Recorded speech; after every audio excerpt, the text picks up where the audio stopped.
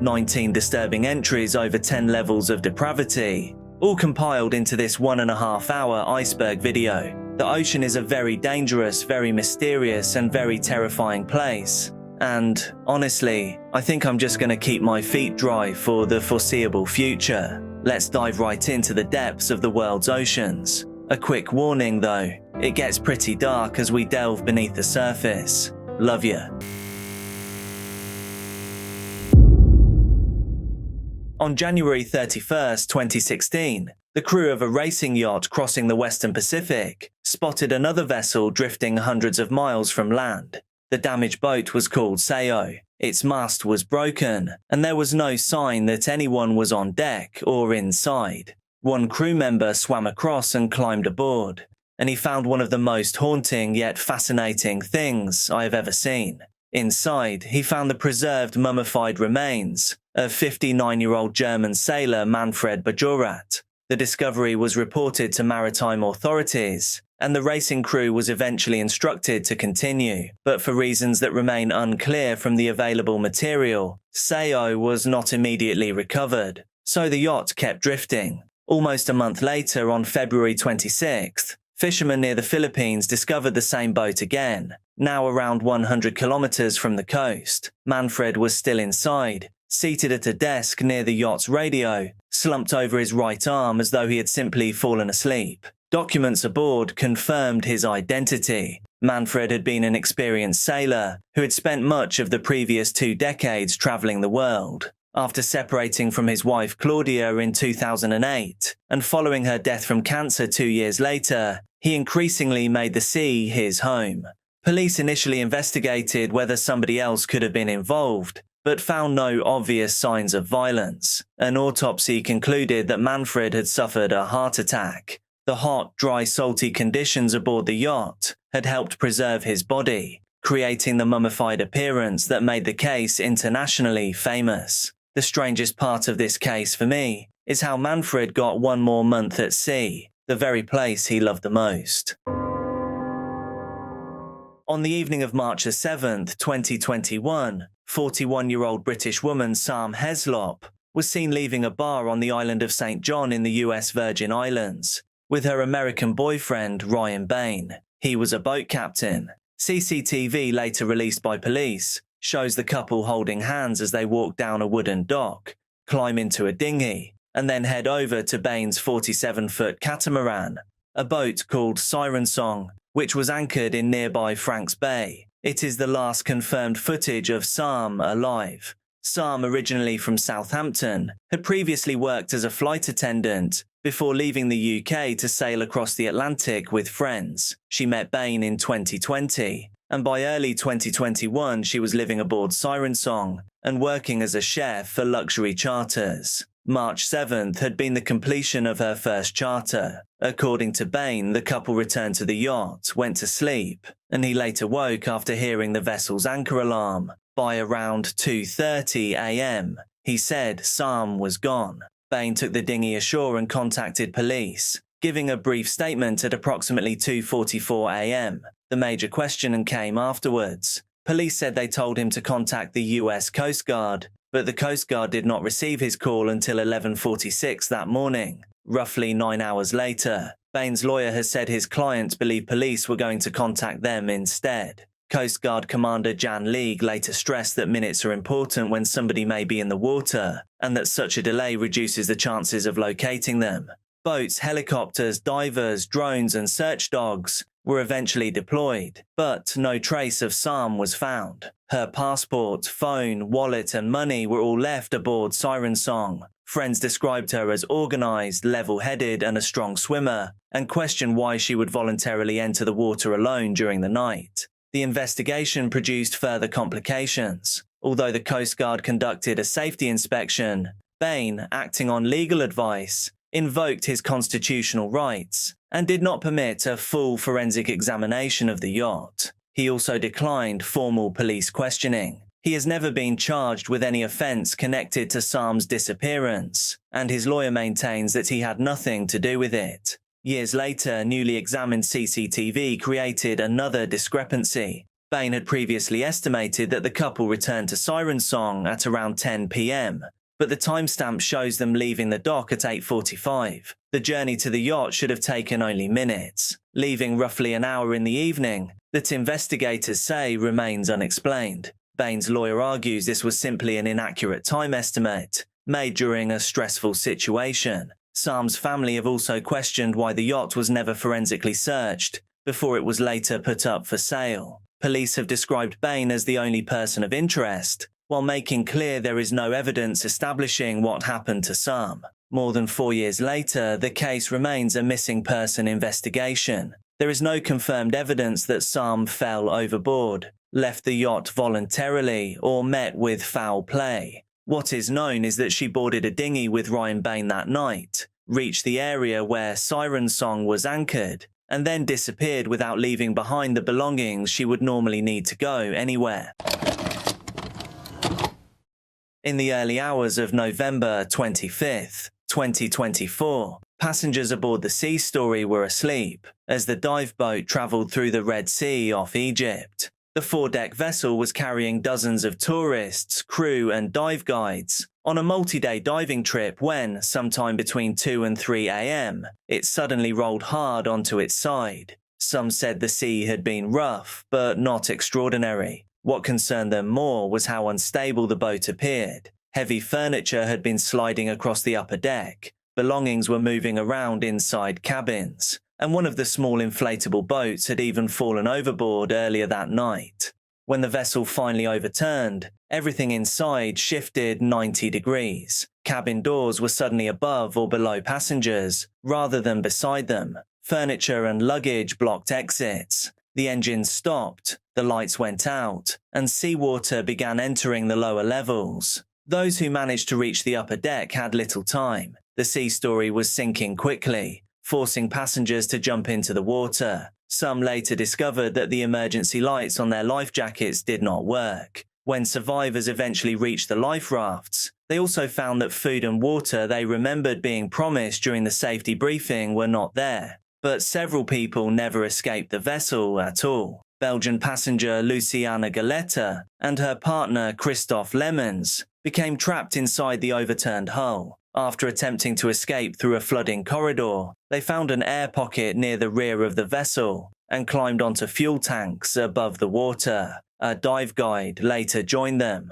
The three remained there in complete darkness for approximately 35 hours. They had no communication with rescuers and no way of knowing whether anyone even realized they were still alive. Luciana later said that eventually she stopped expecting to be saved and began thinking about how she would prefer her life to end. Outside, military vessels, aircraft and civilian rescuers were searching the area. 28 people were recovered alive on the first day, but the people trapped inside the hull remained unreachable. Eventually, a local diving instructor entered the submerged wreck, searching for survivors. A light appeared inside the darkness, where Luciana, Christophe and the dive guide had been waiting. The dive guide was taken out first. Equipment problems caused another delay, before the diver returned for Luciana and Christophe and guided them through the flooded interior to safety. 5 people were ultimately recovered alive from air pockets inside the wreck.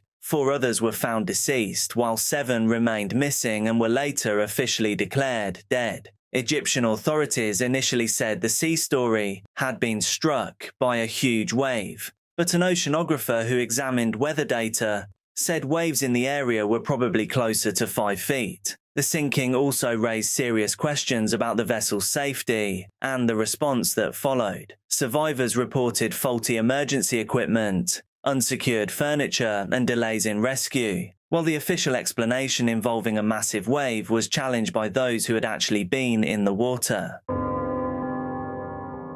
At 7:30 on the morning of July 5, 2005, passengers aboard Royal Caribbean's ship, Brilliance of the Seas, noticed something disturbing on a metal canopy above the ship's lifeboats. There was a large red DNA stain smeared across it. Directly above that canopy was the balcony belonging to 26-year-old George Smith and his new wife, Jennifer. And George, he was nowhere to be found. Just 11 days earlier, George and Jennifer had been married in a cliffside ceremony in Newport, Rhode Island. George was extremely close to his family and was expected eventually to take over his father's wine and liquor business in Greenwich, Connecticut. Jennifer had completed a master's degree and was preparing for a career in teaching. Their honeymoon was supposed to be the beginning of everything. On June 29th, the newlyweds boarded the Brilliance of the Seas in Barcelona for a Mediterranean cruise through places including Italy, Greece, and Turkey.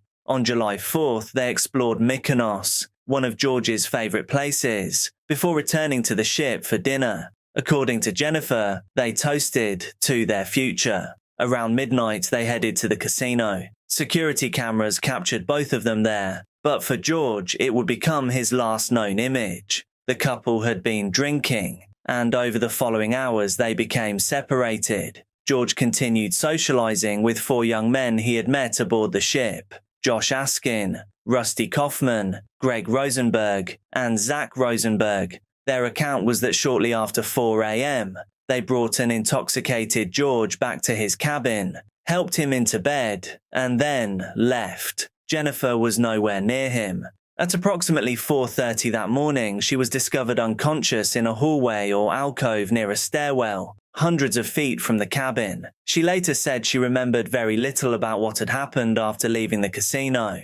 Around the same period, passengers staying beside George's cabin heard activity inside. One neighbor complained about loud partying and later described hearing what sounded like an argument on the balcony. Passengers on the opposite side reported noises resembling furniture being moved or objects striking the walls. Then came a heavy sound, and by morning, George had vanished. The physical evidence made the idea of a simple disappearance difficult for his family to accept. Small amounts of George's red DNA were found on bedding inside the cabin. A chair on the balcony had been positioned with its back towards the railing, and beneath the balcony was the much larger stain on the canopy. One teenage passenger photographed it before it was cleaned. She also believed she could see what looked like a handprint trailing towards its edge. Months later, forensic scientist Dr. Henry Lee inspected the ship and found biological material around the balcony and canopy area, which was turned over to the FBI.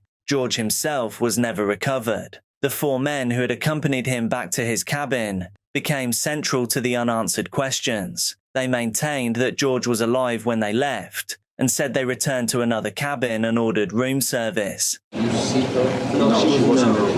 She wasn't. We went back and looked for her with them.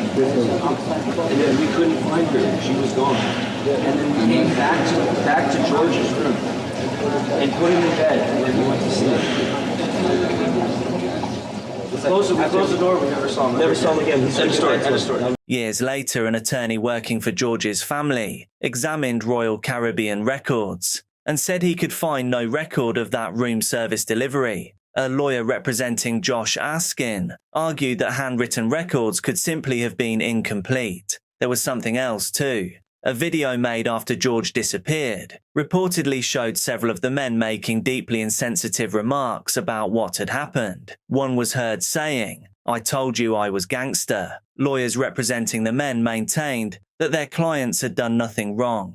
No one has ever been charged in connection with George's disappearance. The FBI opened an investigation, and over the years different theories emerged. Jennifer has said she believes George's death was an accident connected to his level of intoxication. George's family has remained unconvinced, believing the noises, the red DNA, and the circumstances surrounding his final hours point towards foul play. That leaves the case in an unusual position. We know George returned to his cabin shortly after 4 a.m. We know Jennifer was unconscious elsewhere on the ship. We know neighboring passengers heard unusual noises. And we know that by sunrise, George was gone, and his red DNA was visible on a structure several decks below his balcony. But more than 2 decades later, the most important part of the story remains missing. Nobody has been able to establish exactly what happened inside cabin 9062 during those final minutes, nor whether George Smith went over that balcony railing by accident, or because somebody else put him there. In 2019, Captain Varun Raj Pakalapati was commanding a 47-meter super yacht on a passage from the United Arab Emirates towards the Mediterranean when the first officer called him back to the bridge with a message no captain wants to hear.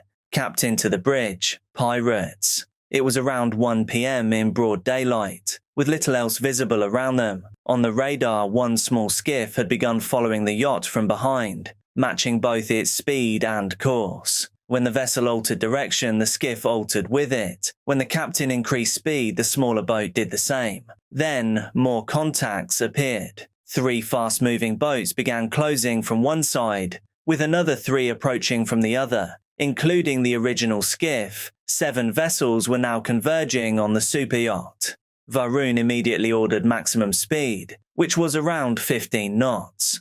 The large super yacht produced a substantial wake, making it difficult for the smaller boats to approach closely enough for anyone to board. The yacht also began making evasive maneuvers, while the crew activated their anti-piracy procedures. Non-essential crew were sent into a fortified citadel room inside the vessel. It had been prepared in advance with emergency communications, food, water, and sanitation supplies, sufficient for all 13 crew members for up to 7 days. If boarding became unavoidable, the remaining crew would shut down the engines, take the keys, and retreat there as well. The yacht also had something the men in the skiffs may not have expected: a 3-person professional armed security team. The guards arrived on the bridge wearing tactical equipment and body armor. Varun, himself an Indian Army veteran, was given a helmet, protective vest, and a shotgun in case the situation deteriorated further. For more than an hour, the 7 skiffs continued following them.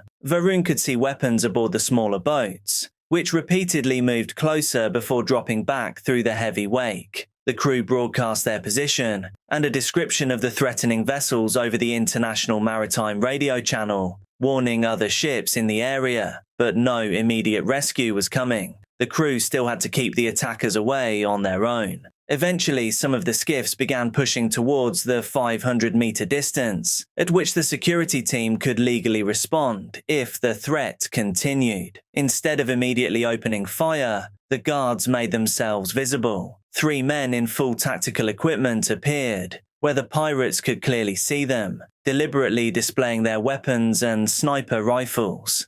That changed the situation. Combined with the yacht's speed, evasive movements, and heavy wake, the sight of an armed security team appeared to convince the attackers that this was not an easy target. After roughly another half hour, the skiffs finally broke away. The vessel continued towards the internationally patrolled transit corridor near Somalia. Nobody had boarded. No shots needed to be exchanged. The entire encounter had been stopped by preparation, speed, and the moment the pirates realized the yacht they had been chasing was ready for them. Thank you so much for watching. I'm uploading daily true crime and dark content here on this channel, so make sure that you're subscribed, hit like on the video, and also drop a comment so you get shown more of my stuff. Please do be careful out there, and I'll see you tomorrow. This case starts in the air but ends in the mystery of the ocean. At 43 minutes past midnight, on March 8, 2014, Malaysia Airlines Flight 370 lifted off from Kuala Lumpur bound for Beijing. There were 239 people aboard the Boeing 777. This was made up of 227 passengers and 12 crew. MH370 climbed normally to around 35,000 feet and headed northeast across the South China Sea. At 1:19 a.m., Malaysian Air Traffic Control instructed the aircraft to contact controllers in Ho Chi Minh City. The response from the cockpit was calm, saying good night. That farewell would soon gain a much more powerful meaning. Less than 2 minutes later, the aircraft suddenly and completely disappeared from civilian radar. There was no distress call, no report of bad weather, and no warning of a mechanical problem. The plane did not continue towards Beijing. Military radar later revealed that the aircraft had turned sharply away from its planned route, crossed back over the Malay Peninsula, and continued west over the Strait of Malacca. It remained visible to Malaysian military radar until approximately 2:22 a.m. Then that signal disappeared too. But the aircraft was still flying. This was discovered through something passengers would never have noticed: automatic communication between MH370's satellite equipment and the Inmarsat network. The aircraft continued answering hourly electronic handshakes for almost 6 more hours. Telephone calls were sent to the aircraft, but nobody answered. The final satellite communication arrived at 8:19 a.m., long after MH370 should have landed in Beijing. Investigators eventually concluded that the aircraft had probably traveled south into one of the most isolated areas of the Indian Ocean, continuing until its fuel was exhausted. Suddenly, the search area was enormous. Ships and aircraft searched millions of square kilometers. Sonar equipment was dragged across the seabed, while autonomous underwater vehicles explored areas more than a kilometer beneath the surface. Nothing resembling the main wreckage was found. Then, in July 2015, a piece of an aircraft washed ashore on Reunion Island in the western Indian Ocean. It was a flaperon from MH370. More debris was later recovered around islands and coastlines of the western Indian Ocean, confirming that the aircraft had ended up in the sea. But finding scattered fragments only deepened the central mystery. Investigators could reconstruct much of what the aircraft did, but not why. MH370's communication systems stopped functioning around the period when it changed course. The final Malaysian investigation concluded that the aircraft had been manually diverted, either by someone in the cockpit or by another person with access to the controls. Theories have ranged from an onboard emergency and crew incapacitation to deliberate human intervention, but no explanation has ever been proven. Searches continued for years. Ocean Infinity launched another major effort in 2018 and returned again in 2025 and early 2026 to examine a new area of the southern Indian Ocean. That search ended on January 23, 2026. Again, nothing was found. More than a decade after MH370 vanished, investigators know that the aircraft turned away from Beijing, flew for hours into the Indian Ocean, and eventually came down somewhere in that enormous expanse of water. And until the main wreckage and flight recorders are found, the final hours of the most debated commercial plane in history remain locked somewhere beneath the Indian Ocean. When 34-year-old Debbie Griggs disappeared from her home in Kent on May 5, 1999, her husband Andrew told police that she had stormed out. Debbie was 4.5 months pregnant and already had 3 young sons, and the idea that she had simply abandoned them immediately troubled the people who knew her best. Her friends described her as a devoted mother who would never willingly disappear from her children's lives. Andrew quickly began telling neighbors and police that Debbie had been struggling with depression and had not been taking medication. But Debbie's own diary challenged that picture, and her doctor later said she had shown no signs of depression in the weeks before she vanished. Her car was eventually found around a mile from the family home, and a small smear of her red DNA was discovered in the boot. Within weeks, the investigation shifted from a missing person inquiry towards the possibility that Debbie had lost her life. Andrew soon became the central suspect. Investigators learned that he was a keen sailor, that he was from a fishing family, and that he knew the Kent coastline extremely well. For years, one theory seemed particularly difficult to escape: that Debbie had been taken out to sea and disposed of somewhere along the coast, leaving investigators with almost no realistic chance of recovering her. That theory became even more convincing when Andrew was finally prosecuted in 2019. The court heard that Debbie believed he was involved in an inappropriate relationship with a 15-year-old girl, and that a divorce could have divided their family business. Prosecutors argued that Andrew had both personal and financial reasons to want Debbie gone. He denied murdering her and continued insisting that she had walked away. The jury rejected his account.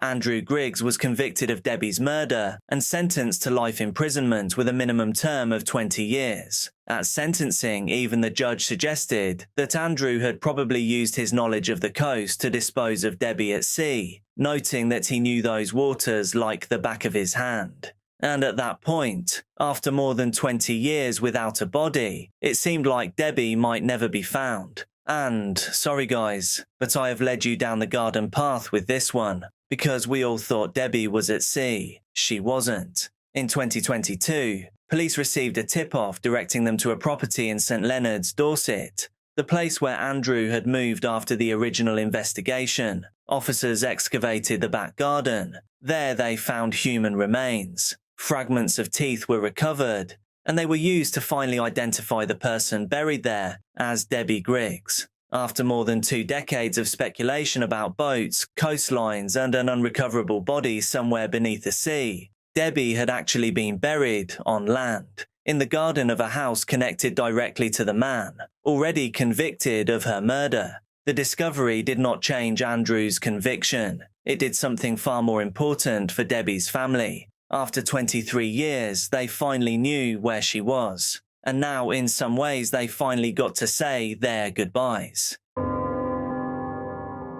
On April 8, 2009, the American cargo ship Maersk Alabama was traveling through the Indian Ocean, carrying humanitarian supplies towards East Africa, when a small boat approached. 4 armed Somali pirates were aboard, and one of them, Abduwali Abdulkadir Muse, was the first to climb onto the vessel. Muse entered the bridge, demanded that the ship stop, and acted as the leader of the group as they attempted to take control. But the crew did not simply surrender. Captain Richard Phillips ordered most of his men to secure themselves below deck, where they could prevent the attackers from gaining full control. The crew understood the vessel far better than the pirates did, and inside the maze of passageways and machinery below, the advantage began to shift. Muse went looking for the missing crew members and was instead overpowered. Chief Engineer Mike Perry and crewman Zahid Reza wrestled him to the ground, injuring him in the process. For several hours, the crew effectively held one of the pirates captive, while the remaining 3 still controlled Captain Phillips elsewhere aboard the ship.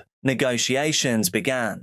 The pirates reportedly wanted millions of dollars in ransom, but Phillips eventually offered them money that was already aboard the vessel if they would simply leave. An agreement began to form in which the attackers would depart, using one of the enclosed lifeboats. But the exchange went wrong. Muse entered the lifeboat before Phillips had been safely returned, and Phillips ended up leaving with the pirates. The situation had now changed completely. Instead of controlling an enormous cargo ship, 4 armed men were confined inside a small lifeboat, with an American captain as their hostage. The United States Navy arrived quickly. The destroyer USS Bainbridge began shadowing the lifeboat, while negotiators attempted to secure Phillips's release. For several days, the small orange craft drifted through the Indian Ocean surrounded by American military forces. Inside, conditions became increasingly difficult, and the pirates repeatedly threatened consequences if they were not allowed to escape. Muse was also suffering from the injuries he had received during the struggle with the crew. On April 12th, he agreed to board the Bainbridge for medical treatment and negotiations. Once aboard the American warship, he was separated from the other 3 pirates, leaving Phillips alone in the lifeboat with them. When US Navy personnel believed Phillips was in immediate danger, 3 Navy SEAL marksmen fired almost simultaneously. All 3 remaining pirates were fatally struck, and Richard Phillips was rescued. Muse was now the only surviving member of the group. He was taken to the United States and prosecuted in New York, where his exact age became an issue because his family maintained that he was still a minor, while American authorities determined that he could be tried as an adult. In 2010, Muse pleaded guilty to charges, including hijacking, kidnapping, and hostage-taking. He told the court he was deeply sorry and said his actions were connected to conditions in Somalia. In February 2011, he was sentenced to 33 years and 9 months in federal prison. The hijacking would later become internationally famous through the film Captain Phillips. By November 1981, Natalie Wood had already lived several Hollywood lives. She had been a child star in Miracle on 34th Street, a teenage sensation in Rebel Without a Cause, and later one of the defining actresses of her generation through films like West Side Story and Splendor in the Grass. By 43, she had 3 Academy Award nominations behind her and was working on a new film, Brainstorm, alongside Christopher Walken. Then, over Thanksgiving weekend, Natalie boarded a yacht called the Splendor With her husband Robert Wagner, co-star Christopher Walken, and the yacht's captain, Dennis Davern, Natalie would never return.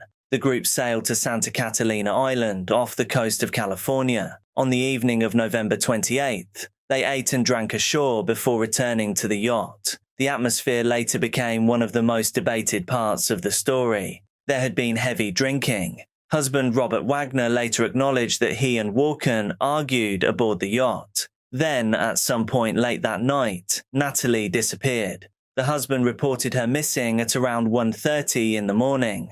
Hours later, at approximately 8 a.m., Natalie was found floating in the Pacific. She was wearing a nightgown, socks, and a down jacket. A small inflatable dinghy from the yacht was discovered nearby. The initial explanation was that Natalie may have gone outside to deal with the dinghy, slipped into the water, and been unable to get back aboard. There was one immediate problem with that theory. Natalie could not swim, and according to her sister Lana, she had a deep fear of dark water. Even so, the death was ruled an accidental drowning and hypothermia. The case was closed only days later. But the details of the case never sat comfortably for most. Natalie had bruising on her arms and body, along with an abrasion on her face. At the time, those injuries were believed to have happened as she struggled in the water or tried to climb into the dinghy. Years later, investigators began to question that conclusion.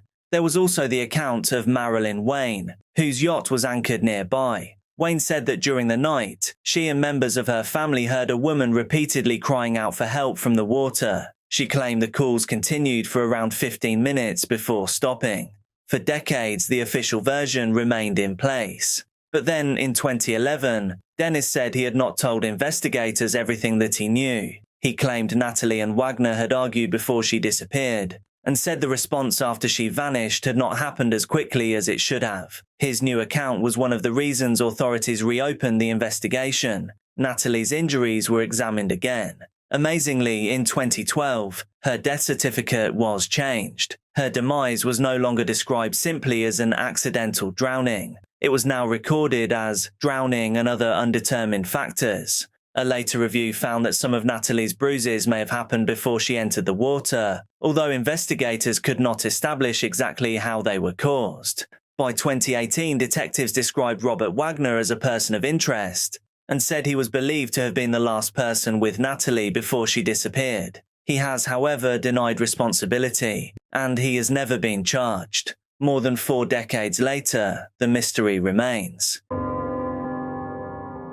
On the evening of July 25, 2017, passengers aboard the Emerald Princess were taking part in a Sherlock Holmes-themed murder mystery game. So when an announcement suddenly came over the ship's speakers asking for security and medical personnel, some people barely reacted. It fitted the entertainment almost perfectly. One passenger later remembered thinking the urgent announcement was simply another part of the show. Even when more calls followed, people continued watching. But several decks away, something very real was happening.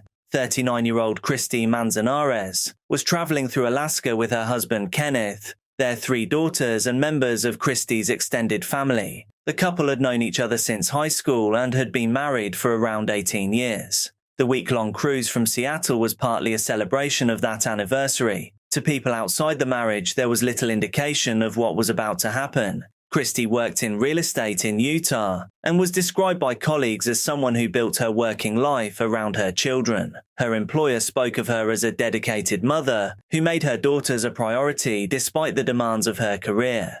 But on the second evening of the cruise, tensions between Christy and Kenneth began building. The couple were inside their cabin with 2 of their daughters when an argument developed over Kenneth's behavior that evening. During the argument, Christy told him that she wanted a divorce. She also told Kenneth that when the Emerald Princess reached Juneau, she wanted him to leave the ship and travel home to Utah. Kenneth told the girls to leave. They went through to an adjoining cabin occupied by relatives. Only a few minutes passed before they heard their mother scream. The girls attempted to return through the connecting door, but Kenneth told them not to come inside. They then went onto the connected balcony, where they could see into their parents' cabin. What they witnessed removed any possibility that this was simply another marital argument. Kenneth was positioned over Christie on the bed, repeatedly striking her around the head. Other family members were quickly alerted. Christie's father and 2 brothers arrived at the cabin before ship security. By then, Christie was no longer responding. One of her brothers saw Kenneth begin dragging her towards the balcony. He grabbed Christie by the ankles and pulled her back into the room, preventing her from being taken any farther. Someone asked Kenneth what had happened. His answer became one of the most widely reported details of the entire case. He said that Christie would not stop laughing at me. At approximately 9 p.m., security and medical staff reached the cabin and attempted to save Christie. They were unsuccessful. She had suffered fatal blunt force injuries to her head and face. Kenneth had red DNA on his hands and clothing. The cabin itself showed obvious evidence of what had happened. He was restrained by ship security and held nearby. Elsewhere aboard the Emerald Princess,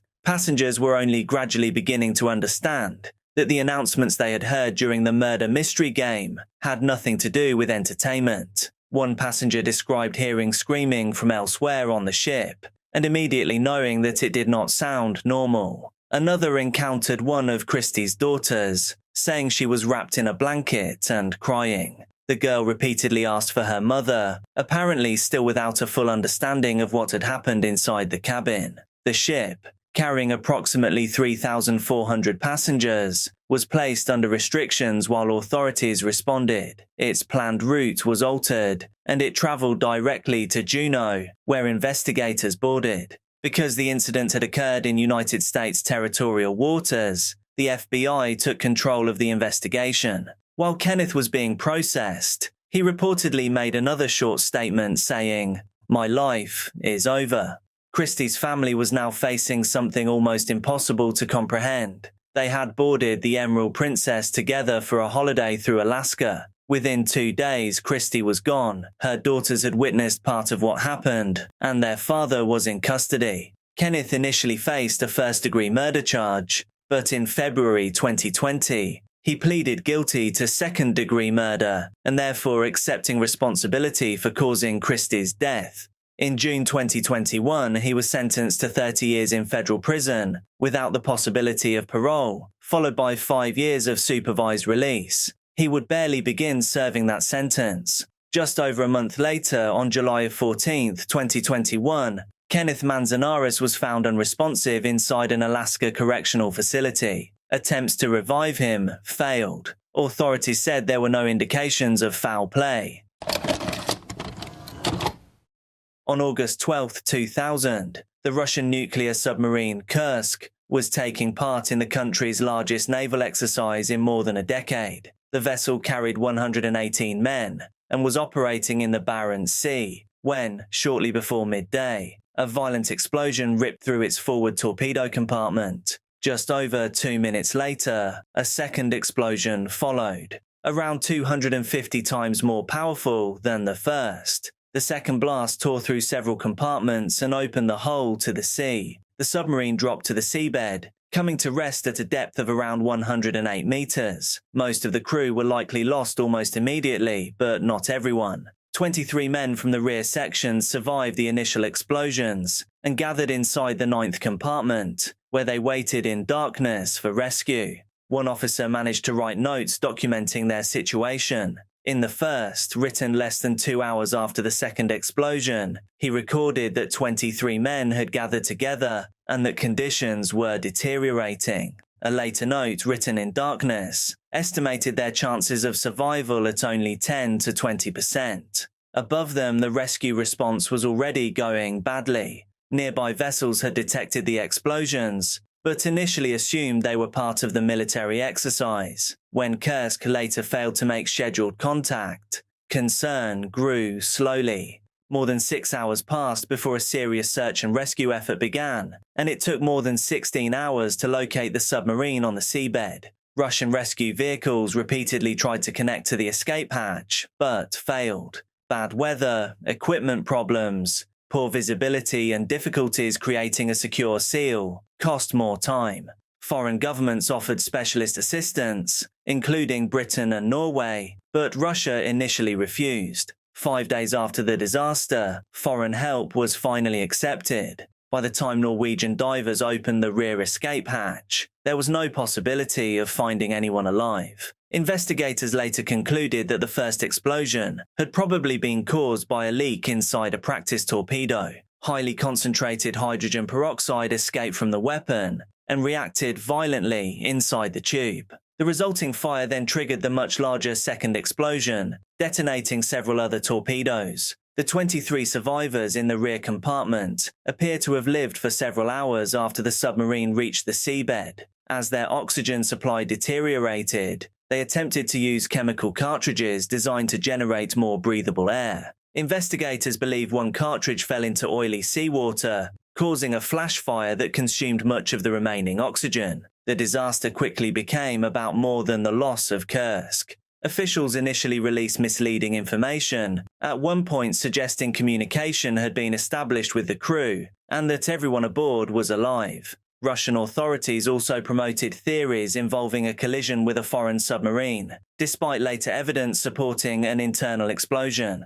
President Vladimir Putin was heavily criticized for remaining on holiday during the early days of the crisis and for the government's delayed acceptance of international help. In 2001, most of Kursk was raised from the seabed. The investigation that followed described serious failures in maintenance, discipline, equipment, and emergency training. All 118 men aboard lost their lives.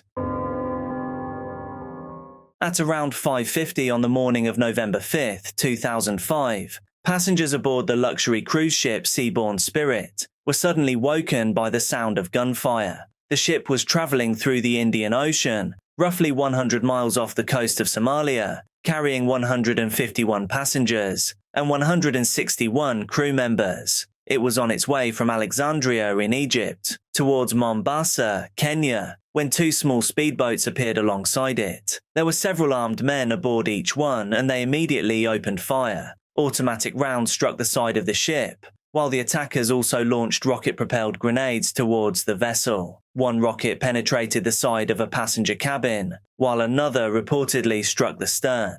Windows shattered and parts of the ship were damaged, but remarkably no passengers were seriously injured. Captain Sven-Erik Pedersen quickly ordered everyone to stay inside and away from the windows. He deliberately avoided sounding the normal emergency alarm because he was concerned that passengers might instinctively head onto the open decks, placing themselves directly in the line of fire. Instead, passengers were directed towards interior areas of the ship, while the crew focused on escaping the pirates' grip. The Seabourn Spirit accelerated and began making evasive maneuvers, turning towards deeper water and using its speed and wake to make it more difficult for the smaller boats to come alongside. Up on deck, Security Officer Michael Groves and Master-at-Arms Som Bahadur Gurung were trying to stop the attackers from getting close enough to board. Groves later recalled stepping outside and immediately coming under automatic fire. An explosion knocked him off his feet, but he managed to reach a high-pressure hose and directed the water towards the pirate boats. The attackers pulled away, but then came back. Gurung attempted to activate one of the ship's most unusual defensive systems, a long-range acoustic device, or LRAD.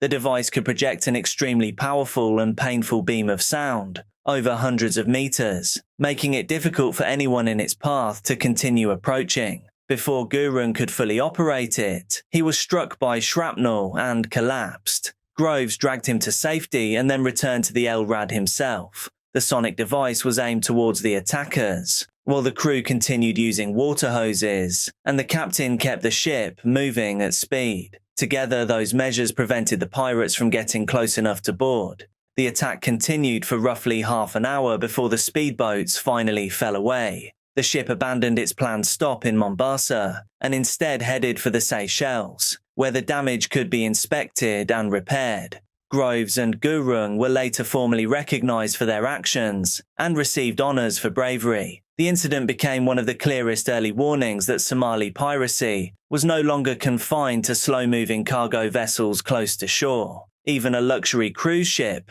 traveling far out in the Indian Ocean, could become a target. At 5:45 in the morning on March 22, 2011, a CCTV camera aboard the Disney Wonder captured 24-year-old Rebecca Coriam standing in a crew area, speaking on an internal telephone. She looked upset. Another crew member approached and appeared to ask if she was all right. Rebecca answered, "Yeah, fine," and then ended the call, pushed her hair back and walked away. It is her last confirmed footage. Rebecca, known to friends as Bex, was from Chester in England. She had studied sports science, worked with young people and joined Disney Cruise Line after beating hundreds of applicants for a position. By 2011, she was working aboard the Wonder as a youth activities employee while the ship traveled from Los Angeles towards Mexico. The previous day, Rebecca had messaged her parents on Facebook, telling them she would call the following day. That call never came.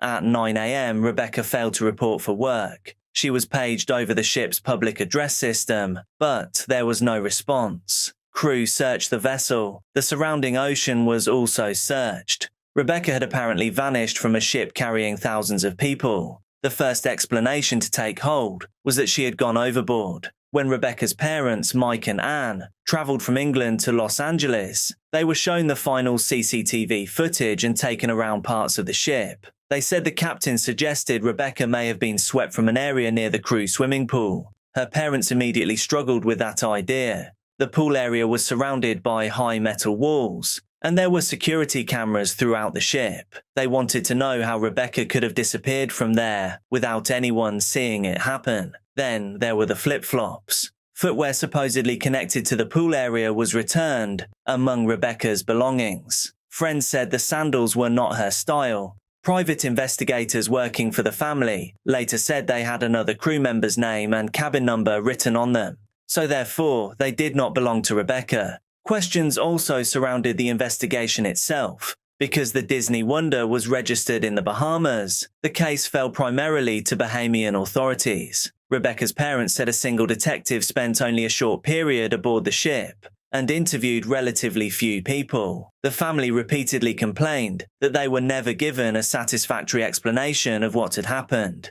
When the Disney cruise ship Wonder returned from a 7-day Mexican cruise early Sunday morning, it docked in the port of LA with one of its crew members missing. Cruise passengers were aware of Coriam's disappearance and the efforts to locate her. They told us over the loudspeaker several times that they were looking for her.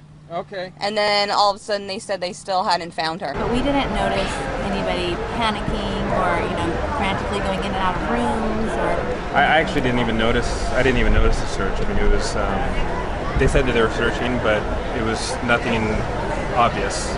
But one passenger heard something much more ominous. I talked to one of the people that pick up. They said that they found her shoes and her belongings. And other possibilities surfaced over the years. Rebecca had reportedly been dealing with relationship problems aboard the ship, which may explain why she appeared distressed during the early morning phone call. There were also reports of a possible sighting in Venice months later, although it was never confirmed, and Rebecca's passport had remained behind. Her parents rejected suggestions that she had deliberately done anything herself. They pointed to future plans, regular communication with home, and gifts she had already arranged for her family. In the years that followed, British politicians criticised the handling of the disappearance, and Rebecca's family eventually brought a civil case against Disney, which was settled out of court. More than a decade later, nobody has been able to establish where Rebecca went. Do you think we will ever find out?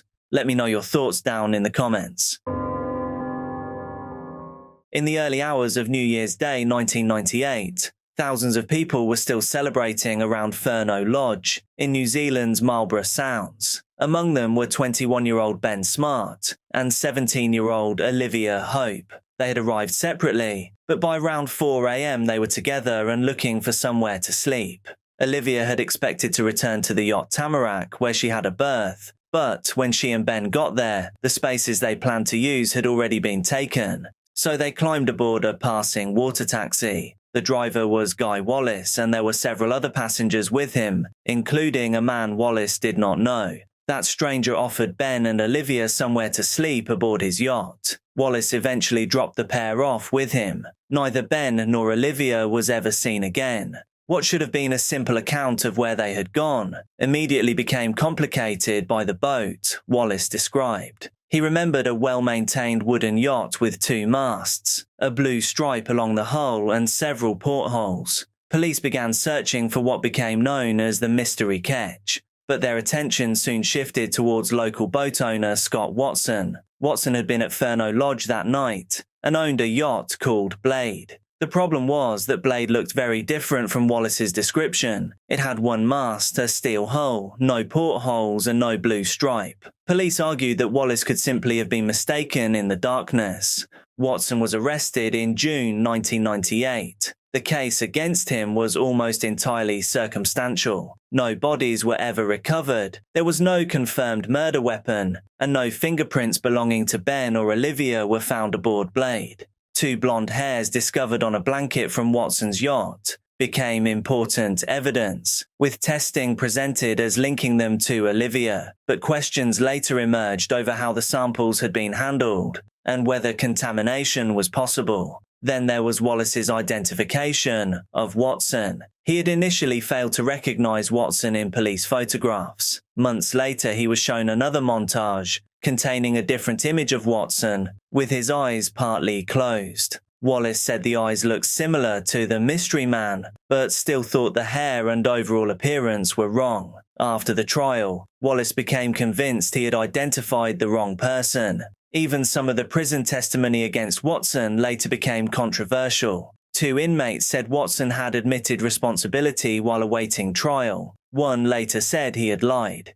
Despite those problems, a jury convicted Watson of murdering Ben and Olivia in September 1999. He was sentenced to life imprisonment with a minimum non-parole period of 17 years, and he has maintained his innocence ever since. The case has continued to divide New Zealand because the central pieces have never fitted together neatly. Witnesses described a boat unlike Blade. The eyewitness identification process was heavily criticised, and questions remained around the forensic hair evidence. Even Olivia's father, Gerald Hope, later said he was deeply uncomfortable with how the case had been presented. In 2024, the Court of Appeal reconsidered major parts of the evidence. In September 2025, it declined to overturn Watson's convictions, so legally the convictions remain in place. No trace of either Ben nor Olivia has ever been found.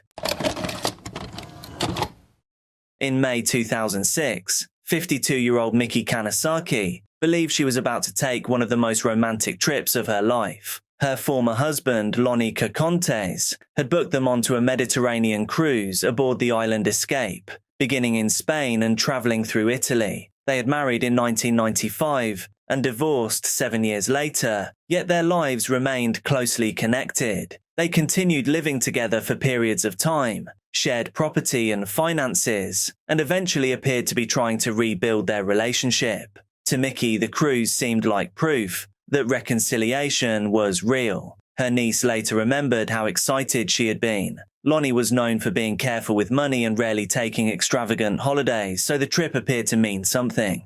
However, there were things that Miki did not know. Lonnie had begun another relationship years earlier with a woman named Amy Nguyen. He later married Amy in Las Vegas, while the situation with Miki remained unresolved. At the same time, Miki and Lonnie were arguing over property, particularly the home they had shared in Ladera Ranch. Lonnie had attempted to force its sale, but Miki did not want to leave. Eventually, he abandoned that effort, left Amy and moved back in with Miki. New wills were prepared, with Lonnie named as executor of Miki's estate. Soon after came the cruise.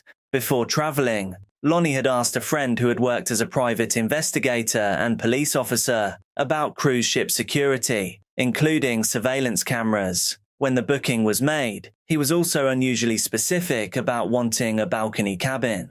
On May 25th, Miki and Lonnie spent the day on an excursion in Sicily. That evening they returned to the ship, ate dinner, shared wine, visited the casino and watched a show. Miki was last seen alive at around 11 p.m. At approximately 4:30 the following morning, Lonnie reported that he had woken up and discovered she was gone.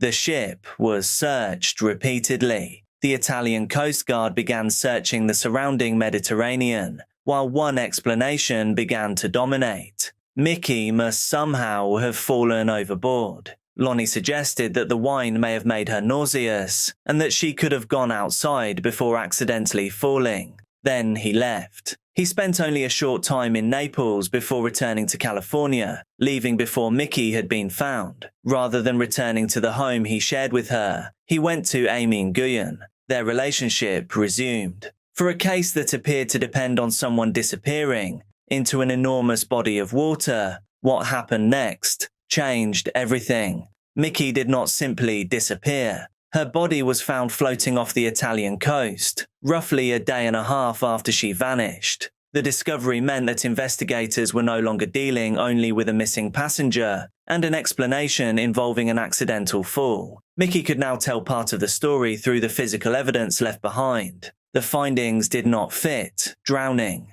There was no water in her respiratory system, stomach or bowel. Her lungs contained air, and forensic examination documented significant injuries around her neck, along with bruising elsewhere. Italian specialists concluded that she had died from violent compression of the neck before entering the sea. That detail was decisive. If Mickey had entered the water alive and then later drowned, the medical evidence should have looked very different. Instead, her lungs remained filled with air. That also helped keep her body buoyant long enough to be discovered. The cruise that had appeared to be a reconciliation now looked entirely different. Lonnie also stood to benefit financially from bank accounts and property, with prosecutors ultimately arguing that the value involved exceeded $1 million.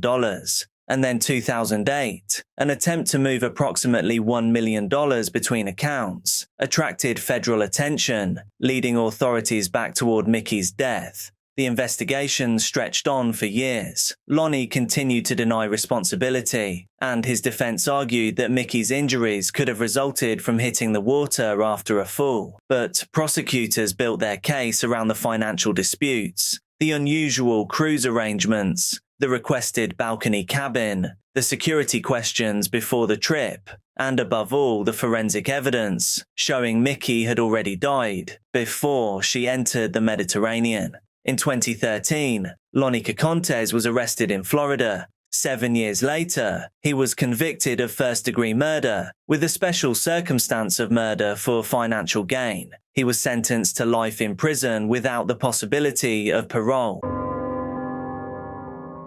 Tammy Oldham Ashcraft was only 23 years old when she set out on a journey of a lifetime in September of 1983. Brought up in San Diego, where she'd spent all of her life, she was no stranger to the Pacific Ocean. After all, her childhood had been set against its backdrop. The noise of waves crashing on the beach would accompany her on the long walks that she liked to take there. When she met her fiancé, Richard Sharp, Tammy was excited to meet someone who loved the ocean as much as she did. She didn't realize that meeting him would be life-changing, but in a way that she'd never have been able to predict. Tammy met Richard in South Africa, where they were both working. She'd gone for a summer job, but instead came back cautiously hopeful that she'd instead found the person that she wanted to spend the rest of her life with. Richard, who had been thrown out of the Royal Navy Academy in the UK, loved sailing and loved the ocean just as much as Tammy did. The two of them bonded over their shared passion, excitedly swapping plans and hopes for what their future could likely be together,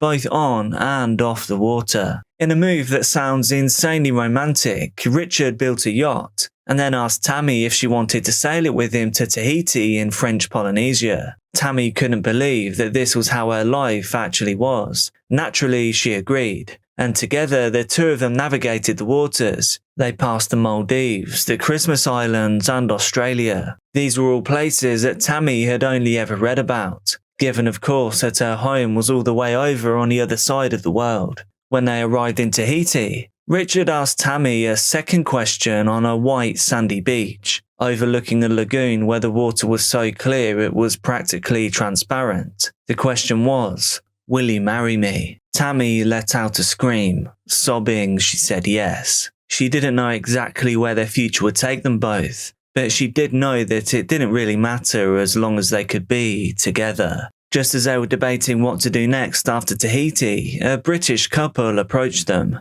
They'd heard that the two of them were proficient sailors, and so they wondered if they could hire them to take their own yacht, a boat called Hosanna, to San Diego, the very same city that Tammy called home. Tammy and Richard couldn't believe it. It felt like a sign. This job would mean that they could head to Tammy's home together and announce their engagement. The crossing would take around 31 days, and it sounded like paradise. 31 whole days to spend just the two of them together alone, being able to celebrate and plan the next stage of their lives together. Neither of them could have known just how wrong they were. The first 2 weeks passed in blissful peace. The winds were manageable, and together they were able to navigate the waters successfully. Then, just as the two of them were settling into the rhythms of being at sea, and wistfully knowing that the end was nearly in sight, the wind started to change. They were just north of the equator by this point, closer to San Diego now than the tropical paradise that they just left. A westerly storm began to blow around them. On their crackly radio, they heard some horrifying news. A hurricane was coming through.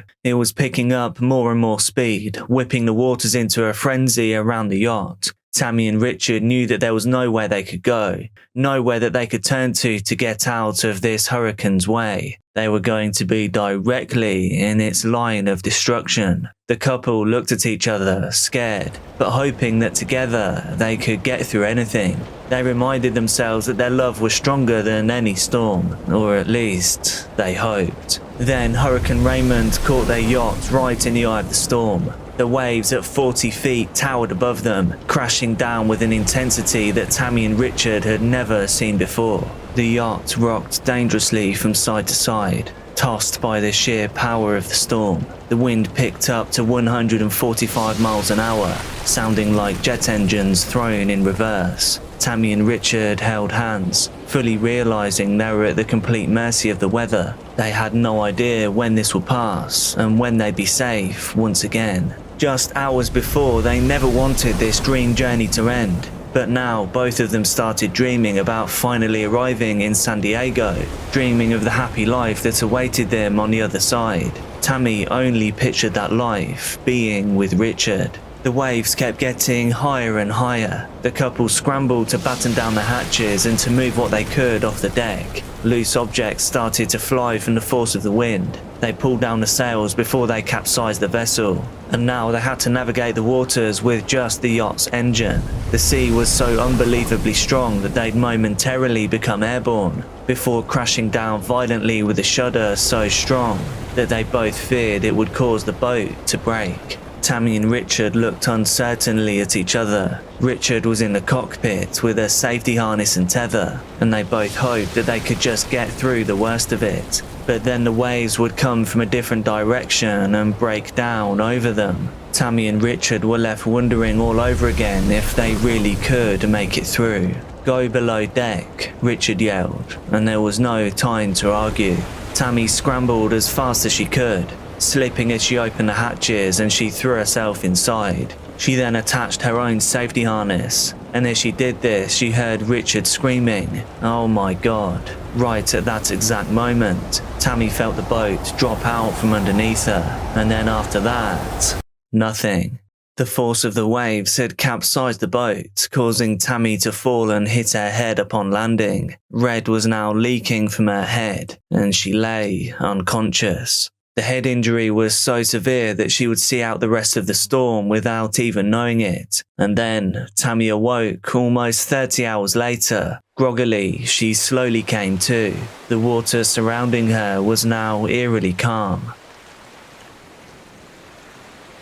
Only the wreckage strewn around her served as a reminder of the storm. She tried to move, the effort making her head spin. "Richard," she called. She couldn't hear his voice calling back. Tammy somehow stood, taking in her new surroundings. The yacht looked completely different. The mast was in pieces, shattered from the force of the sea, and the sail was now shredded. "Richard," she called again, and that's when she noticed Richard's tether was still cleated onto the deck, but the D-ring, the clip that had been on Richard's safety harness, was missing. This was the clip that had attached Richard to the Hosanna. Tammy realized with horror that this meant that Richard was missing too. She looked out over the open sea, and there was nothing on the horizon. In every direction was water and nothing else. She had never felt more alone. Tammy had no idea where the storm had pushed the boat, no idea where Richard was, and no idea if she would ever make it back to dry land again. Holding back tears, Tammy continued to assess the damage. The cabin downstairs was completely flooded. Her head continued to leak red, and she had nothing that she could find to staunch it with. Tammy didn't know what was next, but she did believe one thing. She would survive, and she would survive for both of them. Exhausted and emotionally drained, she found their shortwave radio, the VHF, and sent out her first message. Mayday, Mayday. But because it was shortwave, someone would have to be in the area to pick up on the call. Their long-distance radio had died just before the storm. She was now down to this one method of communication. The radio crackled, but nothing came back. Tammy decided to keep trying every 15 minutes. In the meantime, she started to pump water out of the cabin. The effort made her dizzy. All she could think about was Richard and where he was now. A bleak thing to consider.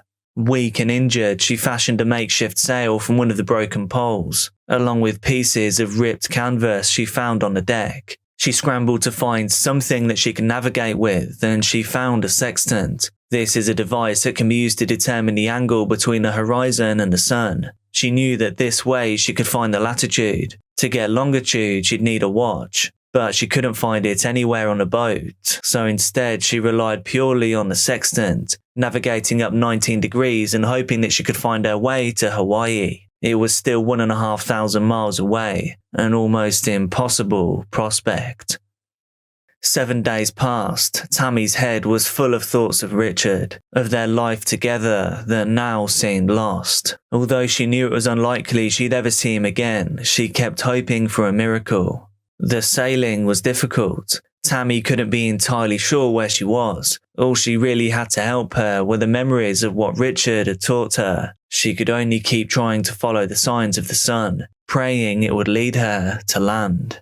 Incredibly, some food had survived below deck. She alternated between peanut butter and tinned fruit, trying to vary the timings and the amount so that she'd have something to do. Some minor enjoyment in an otherwise hopeless environment. The days all began to run into each other. This meant that Tammy had a lot of time to think about her engagement, how excited she'd been at the proposal, how magical her entire time with Richard had been, all the dreams they'd had. In between tears, Tammy would keep trying to get the water out of the hold, using a bucket that luckily hadn't been broken to laboriously scoop out the water. Doing this, she miraculously found her watch right at the bottom of the bilge. Knowing the time meant that Tammy could now also navigate the longitude, making her passage much more accurate and potentially much faster. Getting to Hawaii started to feel a little more certain. She could do this.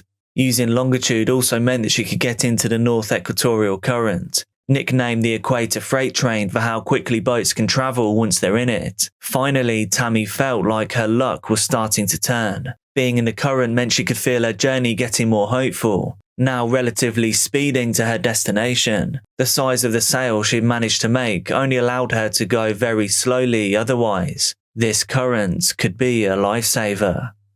To keep sane, Tammy journaled in the ship's log to make sense of her days adrift, and at night she'd go to sleep with Richard's shirt wrapped around her, and even though it was damp, it still held the smell of her fiancé. She talked to Richard, imagining him encouraging her to keep on trying, to fight on for the both of them, even though Tammy knew deep down that only the ocean heard her whispers. Even though her luck seemed to be turning, she wasn't completely in the clear yet. The VHF radio died, meaning she was now completely adrift at sea, and without any form of communication. She could now no longer send out any SOS calls. Tammy realized just how alone she was. After being lost at sea for 41 days, Tammy woke up in the morning and gazed out to the horizon, and this time she saw something she thought she may never see again. Finally, she could see land. Or at least Tammy hoped that she could believe her eyes. She wasn't sure if it really was Hawaii or maybe just some clouds. The sky became overcast and Tammy could no longer tell. She blinked back tears, not yet allowing herself to relax. She wanted so badly to feel the solid, motionless land underneath her again. She tried to look again at the horizon, but could no longer see anything. Tammy was left wondering if her weeks alone at sea meant that her mind had started to play tricks on her. Discouraged, she lay down and went to sleep. She could only hope that things may look different in the morning. This night would turn out to be one of the last that Tammy would spend on the yacht. Just 3 days later, she would finally arrive in Hawaii. The knowledge passed on to her from Richard had guided her to safety. She had been going in the right direction. Tammy stepped onto the firmness of Hawaii and vowed to make the most of the life that she had left. But now she felt Richard's absence even more. They were going to announce their engagement, but instead she had to announce his death. But Tammy also knew that Richard would be proud of her, that he'd want her to celebrate surviving, even when the odds were so stacked against her. Later, she'd buy a sextant to hang around her neck, a constant reminder that all it can take is one storm for things to be changed forever. She uses her necklace as a reminder to live in the present, a present where even though she didn't have Richard, she still had her memories of him, and she still had her life. On the night of April 25th, 2009, passengers aboard the MSC Melody were several days into what should have been an uneventful 22-day cruise from Durban, South Africa to Genoa, Italy. The ship was already taking precautions for a problem that didn't sound too realistic for a cruise ship. Pirate activity off the Horn of Africa had been increasing, so the Melody had altered its route to keep farther away from the Somali coast, adding hundreds of miles to the journey and frustratingly cancelling a planned stop in Egypt. Even with those precautions, at around 11:30 that night, a small speedboat appeared beside the ship. There were 6 men aboard. At first, some passengers did not understand what they were looking at. One group saw the boat following the ship from behind. Then they noticed a rope being attached and a man attempting to climb towards the deck. The passengers closest to him reacted before much of the crew even knew what was happening. They began grabbing whatever they could find and throwing it down towards the man climbing the side of the ship. Deck chairs, tables, and other heavy objects went over the rail. According to one account, a German passenger managed to hit the climber with a deck chair, knocking him back into the water. Then the shooting started. The men in the speedboat opened fire with automatic rifles. Rounds struck the side of the Melody, shattered windows and tore into parts of the ship. Captain Ciro Pinto had been elsewhere aboard when passengers raised the alarm. He immediately ordered everyone below deck and made his way to the bridge. The Melody was carrying 991 passengers and 536 crew members. Pinto ordered the ship's lights turned off and instructed the helmsman to begin steering in a zigzag pattern, using the ship's size and wake to make approaching and boarding more difficult. There was another surprise waiting for the attackers. The Melody had private Israeli security personnel aboard. Pistols stored in a safe were distributed to the guards, who moved towards the area where the pirates were attempting to board. As the attackers tried to raise a ladder against the ship, crew members turned high-pressure fire hoses on them, soaking the boarding area and making it almost impossible to climb. Then the security team opened fire. Accounts differ over whether the guards fired warning shots into the air or directly towards the attackers, but the effect was immediate. The pirates abandoned their attempt to board. They returned to their speedboat and began pulling away, still firing at the Melody as they retreated. Some reports suggested the gunfire continued for another 10 to 20 minutes. Despite the amount of fire directed at the vessel, there were no fatalities aboard. Most reports described only minor injuries, although one British passenger later said he suffered injuries from a glancing impact and flying fragments. The Melody itself was left with shattered windows and bullet damage, but the attackers never made it onto the deck. Eventually, the speedboat disappeared, and a Spanish warship was later sent to escort the cruise ship as it continued towards Aqaba in Jordan. The incident also stood out for another reason. At the time, most commercial ships avoided carrying armed personnel because of legal safety and liability concerns. The attack on the Melody became one of the first widely reported occasions in the modern piracy crisis, where armed private security aboard a passenger vessel exchanged gunfire with pirates and successfully prevented them from boarding. The passengers had expected a long cruise through the Indian Ocean and Mediterranean. Instead, hundreds of miles from Somalia, they found themselves throwing deck furniture at armed men trying to climb aboard while gunfire struck the ship around them. And somehow, thankfully, the pirates never made it on board. That would have been a very different story. On November 17, 2012, Salvadoran fisherman Jose Salvador Alvarenga left the coast of Mexico for what should have been a 30-hour fishing trip. His usual partner was unavailable, so he took 24-year-old Ezequiel Cordoba instead, a young man that he barely knew. Their 7-meter open boat carried a single outboard motor, fishing gear, fuel, water, and an icebox. Within a day, a powerful storm changed everything. For 5 days, the boat was battered by heavy seas. The motor failed, the GPS stopped working, and their radio battery died shortly after Alvarenga managed to contact his employer and ask for help. They were forced to throw almost 500 kilograms of freshly caught fish overboard to stop the boat becoming dangerously unstable. With no sails, no oars, and no anchor, they were now drifting into the Pacific, with almost no control over where they were going. A search was launched from Mexico, but poor weather and visibility forced it to end after 2 days. Horrifyingly, this meant that Alvarenga and Cordoba were totally on their own. Survival became completely improvised. Alvarenga caught fish with his bare hands and grabbed turtles, seabirds, and anything else they could safely eat. They collected rainwater whenever possible and scavenged plastic bottles and food debris floating past the boat. During the driest periods, they drank turtle blood and even their own urine, although that only worsened their dehydration. Weeks became months. Cordoba eventually became sick after repeatedly eating raw food and began refusing to eat altogether. Alvarenga tried to persuade him to continue, offering him small pieces of fish and turtle, but his condition deteriorated. Before dying, Cordoba asked Alvarenga to find his mother if he ever made it home. And so, after Cordoba passed away, Alvarenga was now completely on his own.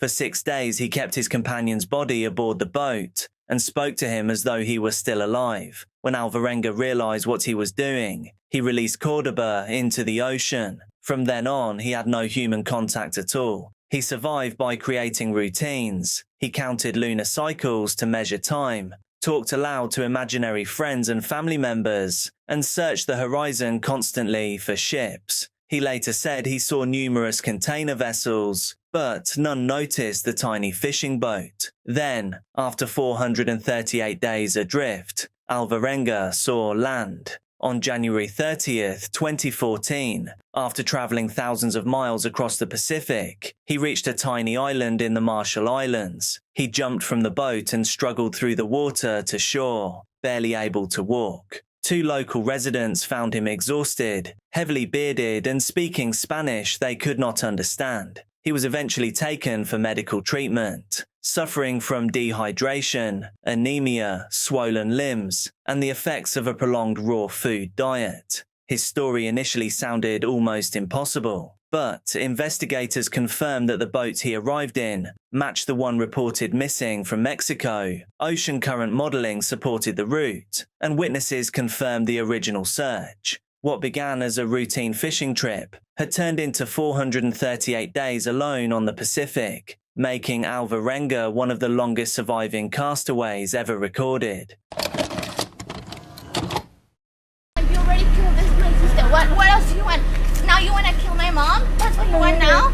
Isabella Rodriguez was born in 1975 in Colombia. Her parents, Eduardo and Elizabeth Rodriguez, wanted a better life for her and her sister. They moved the family to Florida in the 1990s, where they eventually obtained residency. They couldn't have asked for a better life growing up in the Sunshine State, and Isabella and sister Adriana thrived. Isabella got her US citizenship when she was 27 years old and got married to William Hellman. The couple eventually divorced after 10 years together, but they stayed amicable. Isabella wasn't the kind to hold a grudge. In fact, she didn't have a bad word to say about anyone. She was a kind soul, one that just wanted her happily ever after.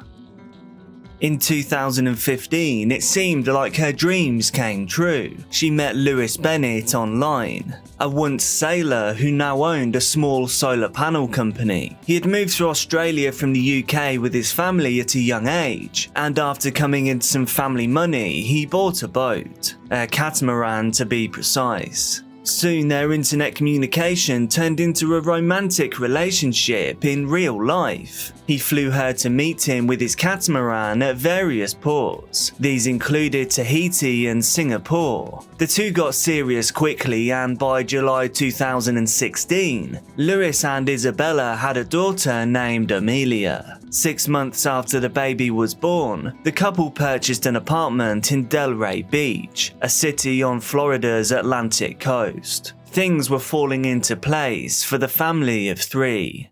On April 30th, 2017, after leaving her 9-month-old daughter with her relatives, Isabella and Lewis went to St. Martin, a small Caribbean island. They'd planned the trip of a lifetime as their honeymoon, heading for Florida on a catamaran that Lewis had bought before he met Isabella. Over the next fortnight, they sailed through the British Virgin Islands, and then along the coast of Puerto Rico, before heading for Cuba. And this is where they spent most of their holiday. To anyone looking from the outside, they were a happy couple in love, all aboard the boat they'd named Surf Into Summer. It was turning out to be the summer of a lifetime, and after 2 weeks on the sea, the pair set sail for home. At about 5:30 p.m. on May the 14th, the catamaran departed from the Cuban resort of Varadero. 3 hours later, Isabella called her sister on her cell phone. She told her how she would be home the next day. She was excited to see her baby girl and ready to get home. Shortly after she'd called her sister, Lewis had Isabella take over control of the vessel. They took turns on the night watch, and Isabella was up this evening. This was the final leg of the trip, one that Isabella was happy to keep watch for. But Surf Into Summer never made it home, and neither did Isabella Hellman. In the early morning hours, Lewis was awoken by a loud noise while the vessel was on the high seas. He climbed to the exterior of the boat and observed that the sails and rigging were loose. The helm of the vessel was unmanned, and his wife was nowhere to be seen. The boat was sinking quickly, so he quickly loaded the life raft with a suitcase, 2 duffel bags, a backpack, water, some rescue flares, a radio transmitter, buoys, food and silver coins. At 1 a.m, Lewis signalled a distress call from the life raft. He contacted the US Coast Guard in desperation. He was 26 nautical miles west of Case Documentaries in the Bahamas, upon the high seas and in international waters. He was alone. His ship was sinking. There had been some kind of collision, and worst of all, his wife was still missing. At around 4 a.m, a Coast Guard helicopter crew finally located the life raft. Lewis was safe and uninjured, but was sick with worry for his missing wife. Rescue swimmers managed to recover his backpack, which was unusually heavy. This was thanks to the 225 silver coins he grabbed before getting off the catamaran. The catamaran was found at dawn, floating upside down, but not yet sunk. Lewis was taken to Key West Island, which is the southernmost part of Florida. This is how Tina Saragaglia told me she's used to seeing her friend Isabella Hellman smiling with her 9-month-old baby in her arms. I saw her before she left, and they were going to pick up a boat or something, and they have a little baby, and they are a nice couple. During his interview with investigators, Lewis said that he and his wife took turns on duty, and that it was Isabella's turn at the time of the accident. He was asleep in the stateroom, which is like the bedroom on a boat, but awoke to the fact that the ship seemed to have collided with something. He'd gone up on deck but couldn't see his wife. He began calling out her name but never got a response. His worry that part of the rigging was loose and could have pushed her overboard. He was an experienced sailor and knew this was very possible, and potentially very deadly. On May the 15th, the very same day, Isabella Hellman was reported missing. A search and rescue operation was conducted from the water and the air. After 4 days of searching with no sign of the missing woman, the Coast Guard officially announced the end of the rescue operation. There was nothing more that they could do. Less than 24 hours after the search for Isabella had ended, Lewis Bennett requested a letter from the Coast Guard, stating that his wife was presumed dead. The mother of his child, his wife, his partner. He had seen her less than 5 days before, and yet he was so quick to give up hope. Authorities put his strange behaviour down to overwhelming grief, but it still struck them as rather strange. Lewis's request was denied simply because it was not within the Coast Guard's power to issue such a certificate. On May the 24th, Lewis told a television station that he was leaving for Cuba. There he planned to rent a boat and continue the search for his wife on his own. Apparently now he wasn't ready to give up on her just yet. 3 days later, he met Isabella's sister. He told her that he had just returned from Cuba. He said, "I met the authorities there and checked every hospital, but there is no sign of her. It is now 2 weeks since she has been missing, so I am not holding out much hope of seeing her." The next day, on May the 28th, Lewis came to the house where his wife's family lived to pick up their daughter, but Isabella's family did not want to give her up. Things turned sour, and during the disagreement, Isabella's sister repeatedly claimed that Lewis was to blame for Isabella's death. If you guys want me to be here with Amelia, you guys, you've got to be better than this. You don't need clothes. You're not going to see her again. You killed my sister. You killed my sister. No, Vino. No, mi niña, no. Mommy. Mi niña, no. He killed my sister. Your sister's dead? Yeah, he killed my sister. How did your sister die? Yeah, he killed my Have you seen the news? No, how did your sister die? She disappeared. She disappeared. Look at the news. He's being investigated. Oh, is she the one from Bahamas? Yeah. Can you stop touching the baby, please? Look what you're doing. This is not me. Give me her stuff. Yes, you. Kill my sister. We already know. You're getting investigated. But there's nothing to investigate. You already killed my sister. What else do you want? Now you want to kill my mom? That's what you want now? That's what you want now? I'm trying to make this easier. Your parents don't even know about this because of course they know. They don't know.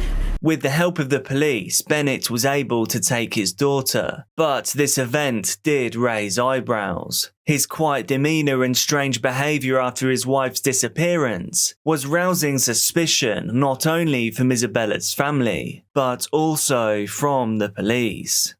On May the 30th, Bennett was called in for an interview with the police. During this interview, he denied all allegations of involvement in his wife's disappearance. According to him, he and Isabella had planned a beautiful life together. They were a picture-perfect family. Isabella was his future, and he looked forward to living that with her. But now he was alone, and their daughter would grow up without a mother.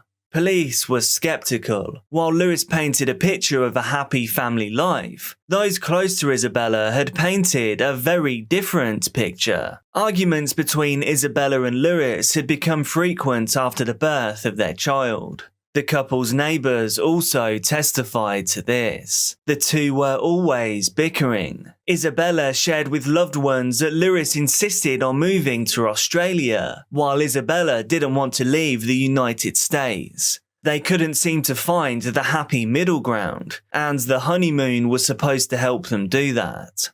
As the investigation into Isabella's disappearance continued, police were also looking into Lewis for a seemingly unrelated crime. A year earlier, Bennett had served as a first mate on a yacht. The captain of that yacht had a stash of 617 collectible silver and gold coins worth about $100,000. One day, while the yacht was docked in the Caribbean with no one on board, someone broke in. They didn't steal much, only the 617 collectible silver and gold coins.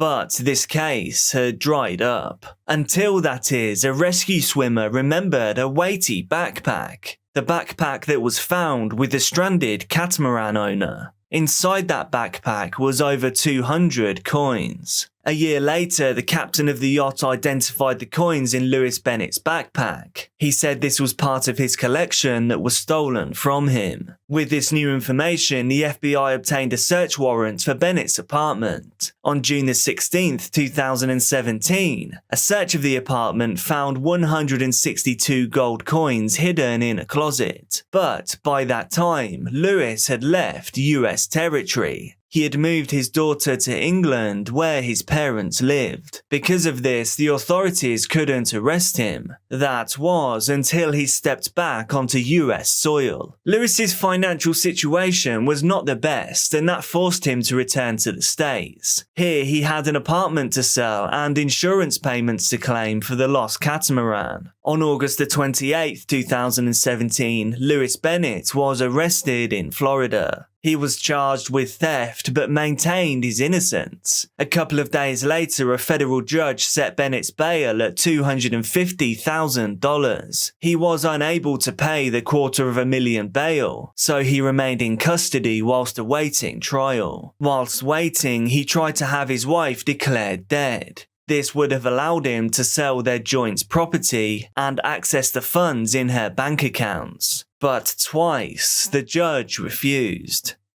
The investigation into her disappearance was still ongoing. In November 2017, Bennett pleaded guilty to both stealing the coins and knowingly transporting the coins into the United States. Bennett's parents wrote a letter to the judge in the case. They asked him for leniency in sentencing, giving the reason that his young daughter had already lost her mother. On February 20th, 2018, Bennett was sentenced to 7 months in prison. This was to be followed by another 3 years of probation. But his troubles were not over by a long shot. 2 years after the disappearance of Isabella Hellman, she was finally declared dead. In a series of orders, Palm Beach County Circuit Judge Scott Suskauer wrote that Hellman is presumed to have died on May 14th, 2017. I quote, "To date, Miss Hellman has not been found and has not contacted any of her family. Based on all evidence, Miss Hellman is dead."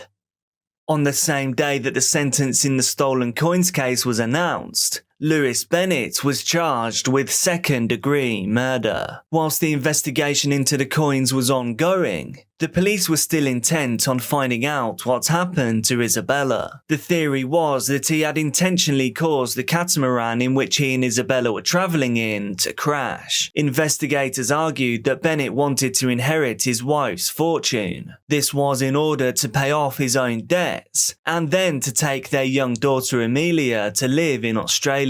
A few months before her passing, Isabella confessed through text messages that she was afraid of her husband. Her text messages revealed that she felt Bennett did not respect her anymore, and that she found an angry person when she came home. Isabella said that she was afraid to get home.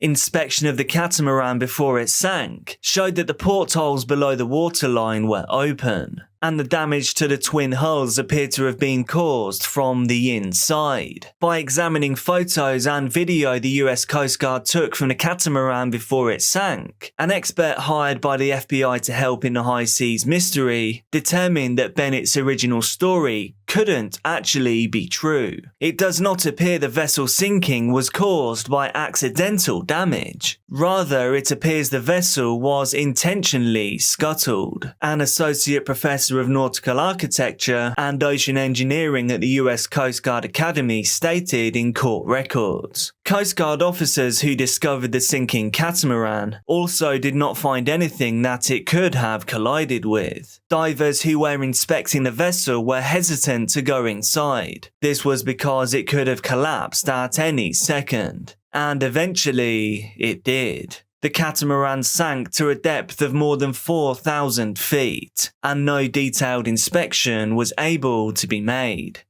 In November 2019, a plea deal resulted in Bennett being charged with manslaughter. Therefore, the second-degree murder charge was dropped. While he could have faced a life sentence for second-degree murder, the deal now gave him a maximum sentence of just 8 years in prison. A document signed by Bennett and filed by the prosecutor with the court said he did not remember whether he was looking for or calling for his wife when he discovered that she was missing. He did not fire flares or search for his wife on a catamaran or in the water. Bennett did not immediately ask for help. Instead, he loaded everything he needed and some valuables into a life raft, and then attempted to stage a collision that caused the catamaran to flood, and then left the vessel on the life raft himself, without his wife.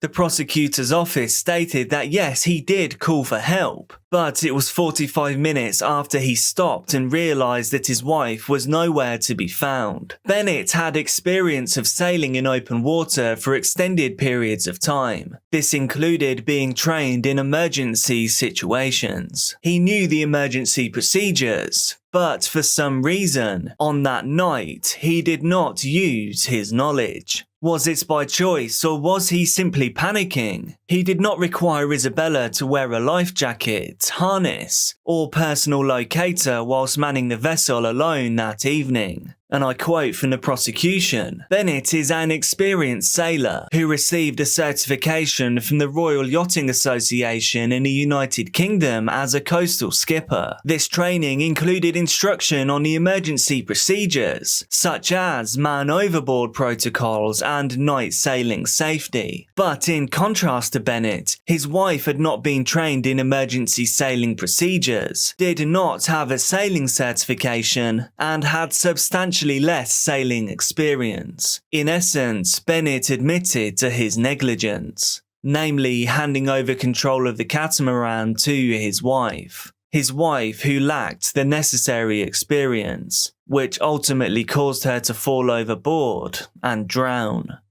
Only Bennett really knows what happened on that night aboard the catamaran, and he is unlikely to ever reveal it. On May the 28th, 2019, Lewis Bennett, then 42, pleaded guilty to manslaughter for the death of his wife, Isabella Hellman. Under the plea bargain, he waived his right to appeal. Before the judge announced his decision, Bennett asked to be allowed to get out of prison early so that he could continue to raise his daughter.